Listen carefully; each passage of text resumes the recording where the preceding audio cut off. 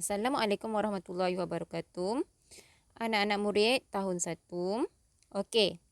Pada hari ini kita sambung pelajaran fiqh. Okey. Pelajaran fiqh masih lagi dalam tajuk wuduk. Tajuk besarnya adalah tajuk wuduk. Tapi dalam unit yang kecil iaitu kaifiyah wuduk. Okey. Cuba ulang sama-sama. Kaifiyah wuduk. Okey. Untuk pengetahuan anak-anak murid semua, maksud kaifiah wuduk, maksud kaifiah ni adalah, okey, saya ambil ya daripada terjemahan daripada perkataan Arab yang membawa maksud syarat dan tertib yang perlu dipenuhi untuk mengesahkan sesuatu amalan. Maksudnya kaifiah ni dia terdiri daripada syarat, syarat-syarat, kriteria ataupun kriteria dan tertib. Ingat lagi tak, tertib tu yang ikut turutan lah. Daripada yang pertama tu kena buat apa, kedua kena buat apa, ketiga kena buat apa kan. Itu adalah merupakan kaifiah yang perlu dipenuhi, yang perlu dilakukanlah untuk mengesahkan sesuatu amalan. Kiranya amalan kita tu contohnya amalan seperti berwuduk. Amalan untuk kita melakukan sembahyang. Sebelum kita berwuduk, sebelum kita sembahyang perlu berwuduk. Jadi berwuduk tu ada apa dia? Syarat-syarat dan tertib yang perlu dipatuhi. Sama juga macam sembahyang kan? Dia ada rukun-rukun, syarat dan tertib. Itulah yang dinamakan kaifiah. Okey, tapi dalam tajuk yang ini, dalam wuduk, kita belajar kaifiah wuduk ya. Saya bagi contoh je. Contohnya kaifiah dalam sembahyang, kaifiah dalam berwuduk. Okey. Murid-murid boleh terus buka muka surat 32 dan 33. Buku teks ya untuk rujukan. Okey. Okey. Kaifiah wuduk. Okey, pertamanya. Okey, kaifiah berwuduk. Okey, tengok dalam gambar. Okey, murid pelajar lelaki ni dia buat apa? Dia ambil wuduk kan? Ambil wuduk, dia dimulai dengan niat. Niat beserta terus membasuh muka. Perlakuan dia.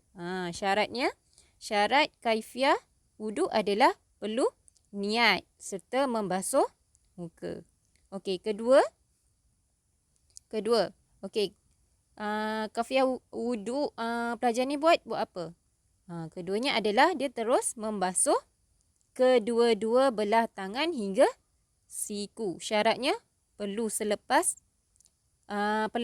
dia buat ni lah, niat serta membasuh wuduk, membasuh muka. Lepas tu kedua barulah dia membasuh kedua-dua belah tangan hingga ke siku. Okey. Ketiganya. Ketiga, pelajar ni buat apa? Menyapu sebahagian kepala. Perlulah membasuh sebahagian kepala. Air tu kena dekat sebahagian kepala. Okey. Yang terakhir sekali. Okey. Pelajar ni buat apa? Dia membasuh kaki hingga buku lali. Okey. Faham ya murid-murid? Okey, kiranya yang pertama dia perlu niat. Niat serta membasuh muka. Saya ulang lagi sekali ya. Okey, kedua membasuh kedua-dua belah tangan hingga ke siku. Okey, syaratnya dia kena basuh kedua-dua belah tangan. Lepas tu dia perlulah sampai ke siku. Syarat berwuduk. Itulah dinamakan kaifiah wuduk. Okey, ketiga menyapu sebahagian kepala. Okey, syaratnya perlu sebahagian daripada kepala. Yang penting sebahagian daripada kepala. Dan yang terakhir sekali, membasuh kaki hingga buku lali. Okey, syarat kaifiah berwuduk, dia perlulah dibasuh kaki. Lepas tu perlu sampai ke buku lali. Betul tak? Syarat dia. Dan akhir sekali, okey, tertib. Okey, tertib ni maksud kan saya tadi ulang balik kan? Yang maksud daripada kaifiah wuduk adalah syarat dan tertib. Betul kan? Dia termasuk dalam ni. Maksudnya apa? Okey, tertib ni ialah mengikut susunan. Okey, ini adalah syarat-syarat. Syarat-syaratnya perlu basuh muka kan? Kedua tangan, nyapu sebahagian kepala, basuh kaki hingga ke buku tali. Dan perlulah dilakukan secara tertib, ikut susunan. Yang pertama kena buat apa? Kedua kena buat apa? Okey, faham ya murid-murid? Okey. Buka surat 33. Okey. Untuk pengetahuan anak-anak murid semua. Okey. Keperluan wuduk dalam kehidupan kita. Apa dia keperluan wuduk dalam kehidupan kita? Okey, pertamanya untuk apa? Untuk mendirikan solat. Kita perlu mendirikan solat, sebelum tu perlu berwuduk. Kita kena ambil wuduk. Okey. Seterusnya kedua, keperluan wuduk ni untuk apa? Kita untuk buat tawaf di Baitullah. Okey, ketiga, untuk apa? Menyentuh dan membawa Al-Quran. Okey, Al-Quran adalah kitab yang suci. Sebelum kita perlu pegangnya, kita perlu mengambil wuduk. Kitab Al-Quran bukan macam kitab biasa ya, bukannya macam buku-buku biasa. Buku biasa kita boleh pegang tanpa mengambil wuduk, tapi Al-Quran adalah lain. Okey, seterusnya adalah untuk menjaga kebersihan diri. Okey. Begitu suci dan murninya agama Islam sehingga wuduk ni, kepentingan berwuduk adalah untuk apa? Menjaga kebersihan diri. Dan yang terakhir sekali, dapat mengurangkan rasa marah. Okay, jika seseorang itu berada dalam keadaan yang marah, kita dikaifiatkan untuk mengambil wuduk bagi mengurangkan rasa marah. Okey. Seterusnya, sejenak kamu amalkan membaca doa setiap kali selepas berwuduk. Amalkan ya. Okey, dah hafal kan? Doa selepas berwuduk. Jadi, kamu perlu amalkan setiap kali lepas ambil wuduk. Okey. Seterusnya, kita buat latihan dalam buku PVD. Okey, murid-murid boleh rujuk muka surat 43. Arahan dia apa? Arahan dia adalah tulis betul atau salah pada kenyataan wuduk di bawah. Okey, saya bacakan ya pernyataan yang pertama. Okey, kamu perlu tandakan. Tulis baliklah betul ataupun salah ya. Okey, tulis dekat sini. Tulis kat sini ya. Tulis dekat bawah ni semua. Okey. Pernyataan pertama adalah membasuh muka. Betul ke tidak?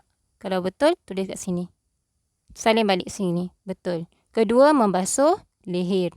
Ketiga, membasuh kaki hingga ke lutut. Keempat, niat. Kelima, membaca doa selepas berwuduk.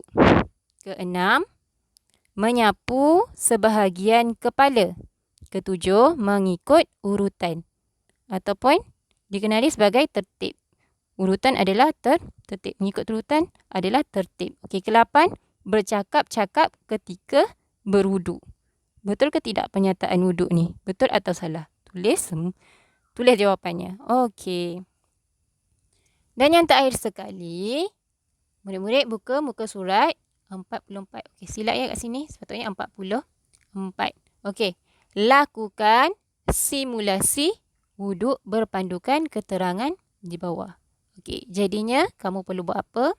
Okey. Ustazah nak pada hari ini tak kisahlah sebelum kamu mendirikan solat, kita perlu buat apa? Ambil wuduk kan? Okey. Ustazah nak kamu dengan bantuan ibu bapa kamu ataupun adik-beradik kamu buat simulasi wuduk berpandukan keterangan di bawah. Mana yang kamu dah buat, perlulah ditanda raih dekat bawah ni. Faham murid-murid? Lepas tu, mana yang perlu diisi tempat kosong, isi. Contohnya apa? Nombor 3 ni, membasuh kedua tangan. Betul tak? Yang kosong-kosong ni perlu diisi semula.